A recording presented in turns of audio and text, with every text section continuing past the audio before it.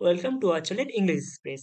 আজকের ভিডিওতে আমরা শিখব কিভাবে অ্যাড সঠিকভাবে ব্যবহার করা যায়। প্রতিটি নিয়ম এবং উদাহরণ সহ আমরা এই প্রিপোজিশনটির ব্যবহারকে পরিষ্কার করে তুলব। এই ভিডিওটি মনোযোগ সহকারে দেখুন এবং আপনার ইংরেজি শেখার যাত্রা আরো সহজ করে তুলুন। তো আজকের ভিডিওতে আমরা কি দেখব সেটা চলো দেখে নেওয়া যাক। তো নাম্বার 1 এ আমরা দেখব অ্যাড ব্যবহার করার প্রতিটি রুল, এবং নাম্বার 2 তে আমরা দেখব অ্যাড ব্যবহার করতে গিয়ে যে সকল আমরা মিস্টেক করে ফেলি, এবং নাম্বার 3 তে আমরা দেখব কুইক রিভাইজ। এটাকে যেগুলো আমরা পড়লাম, যেসব রুলগুলো আমরা পড়েছি সেগুলো কুইক রিভাইজ করে নেব। তো চলো শুরু করা যাক। তো অ্যাড একটি প্রিপোজিশন যা নির্দিষ্ট সময়, স্থান এবং ইভেন্ট বোঝাতে ব্যবহার করা হয়। নিচে এর বিভিন্ন নিয়ম এবং বাংলা উদাহরণ সহ সম্পূর্ণ ব্যাখ্যা দেওয়া হলো। তো রুল নাম্বার 1, নির্দিষ্ট সময় নির্দেশ করতে অ্যাড ব্যবহার করা হয়। যেমন নির্দিষ্ট সময়ের মধ্যে পড়ে ঘড়ির নির্দিষ্ট সময়। যখন আমরা নির্দিষ্ট সময় নির্দেশ করি তখন অ্যাড ব্যবহার করি। যেমন at 5 o'clock, at 10:30 AM। যেমন একটা উদাহরণ হলো I drink coffee at 5 o'clock। আমি বিকেল ৫টার সময় কফি খাই। তো এইরকমভাবে আমরা অ্যাট ব্যবহার করে থাকি। নাম্বার 2, দিনের নির্দিষ্ট মুহূর্ত। দিনের নির্দিষ্ট মুহূর্ত বোঝাতে অ্যাট ব্যবহার করা হয়। যেমন at noon, at midnight, at morning। এইরকম অর্থে আমরা অ্যাট ব্যবহার করি। তো চলো একটা উদাহরণ হলো we have lunch at noon। আমরা দুপুরে লাঞ্চ করি। he listens to music at midnight। সে মধ্যরাতে গান শোনে। তো এগুলো হলো দিনের নির্দিষ্ট একটা মুহূর্ত। তো নাম্বার 3 তে আছে উৎসব বা উদযাপনের নির্দিষ্ট সময় বোঝাতে আমরা অ্যাট ব্যবহার করি।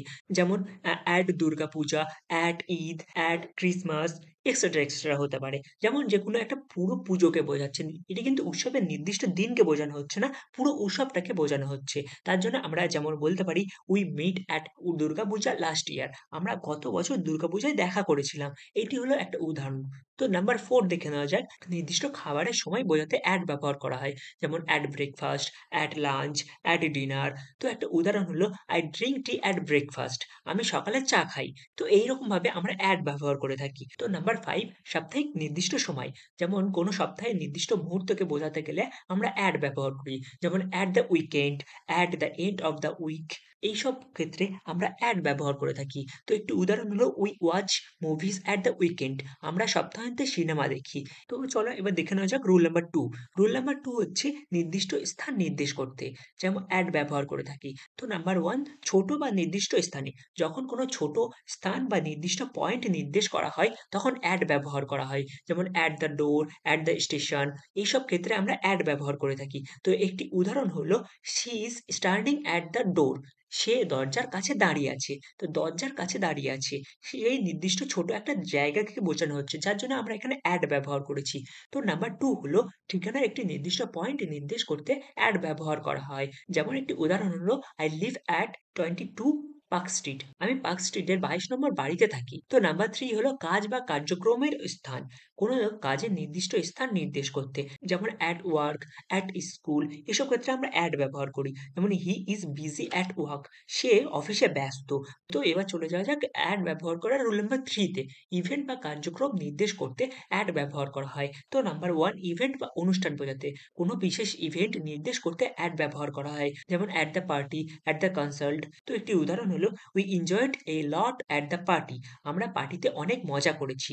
তো নাম্বার 2, প্রতিযোগিতা বা মিটিং বোঝাতে কোনো প্রতিযোগিতা বা মিটিং নির্দেশ করতে আমরা অ্যাট ব্যবহার করে থাকি। যেমন at the meeting, at the competition. এসব ক্ষেত্রে আমরা অ্যাট ব্যবহার করে থাকি। I attend the meeting. আমি মিটিংয়ে অংশগ্রহণ করেছি। তো এখন আমরা দেখে নিয়েছি খুব কম সময়ের মধ্যে কখন আমরা অ্যাড ব্যবহার করব। তো চলো দেখে নেওয়া যাক যে মিস্টেকগুলো করে ফেলি আমরা অ্যাড ব্যবহার করতে। তো mistake number 1, he is studying at the room.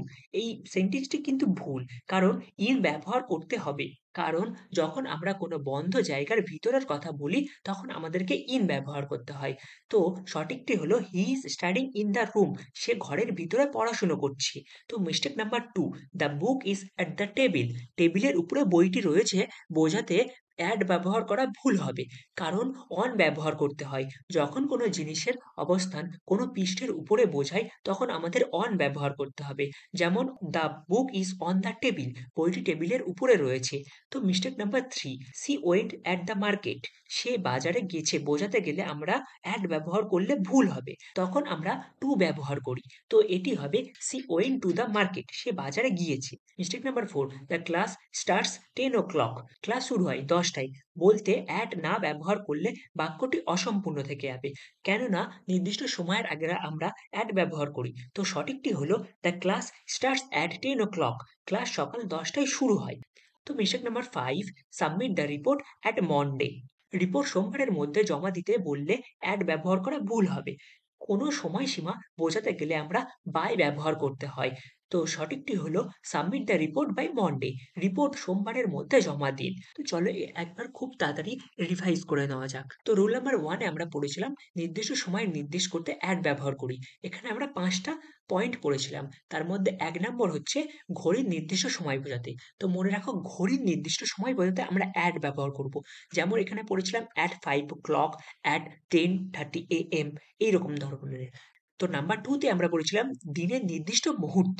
যেমন at noon, at morning, at midnight এইরকম ধরনের আমরা দিনের নির্দিষ্ট মুহূর্ত যখন বলব তখন আমরা at ব্যবহার করব। নাম্বার 3 তে আমরা পড়েছিলাম উৎসব বা উদযাপনের নির্দিষ্ট সময়। যেমন at Durga Puja, at Eid, at Christmas এইসব ক্ষেত্রে আমরা at ব্যবহার করে থাকি। তো নাম্বার 4 এ আমরা পড়েছিলাম নির্দিষ্ট খাবারের সময়। যেমন at breakfast, at lunch এইসব ক্ষেত্রে আমরা at ব্যবহার করে থাকি। তো রুল নাম্বার 1 এর লাস্ট পয়েন্ট হচ্ছে সাপ্তাহিক নির্দিষ্ট সময়। সাপ্তাহিক নির্দিষ্ট সময় যেমন at the weekend। তো এবার আমরা চলে আসলাম রুল নাম্বার 2 তে। রুল নাম্বার 2 তে আমরা পড়েছিলাম নির্দিষ্ট স্থান নির্দেশ করতে at ব্যবহার করা হয়। তো এইটাকে আমরা 3টে ভাগে ভাগ করেছিলাম। তো নাম্বার 1, ছোট বা নির্দিষ্ট স্থানের ক্ষেত্রে আমরা at ব্যবহার করব।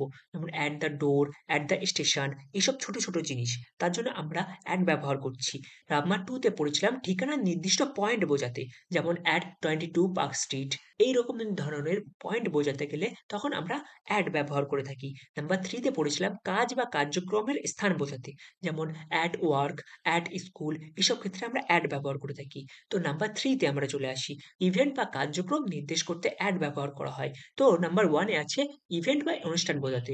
যেমন at the party, at the concert এসব ক্ষেত্রে আমরা at ব্যবহার করি। নাম্বার 2, প্রতিযোগিতা বা মিটিং। যেমন at the meeting, at the competition এসব ক্ষেত্রে আমরা at ব্যবহার করে থাকি। এবং এখানে কিছু এক্সারসাইজ দেওয়া থাকলো যেগুলি কমেন্ট করে অবশ্যই জানাবে এবং দেখুন আপনি কতগুলো এগুলো ঠিক করতে পারলেন। তো আজকের ভিডিওতে আমরা শিখলাম কিভাবে at ব্যবহার করতে হয়। যদি ভিডিওটি আপনার কাজে লাগে তাহলে অবশ্যই লাইক, কমেন্ট এবং শেয়ার করুন এবং আরো ভিডিও বানানোর আগ্রহ সৃষ্টি হবে। তো নতুন, নতুন শিক্ষামূলক ভিডিওর জন্য আমাদের চ্যানেলটি সাবস্ক্রাইব করতে ভুলবেন না এবং কমেন্টে জানান আপনার কেমন ধরনের ভিডিও পছন্দ।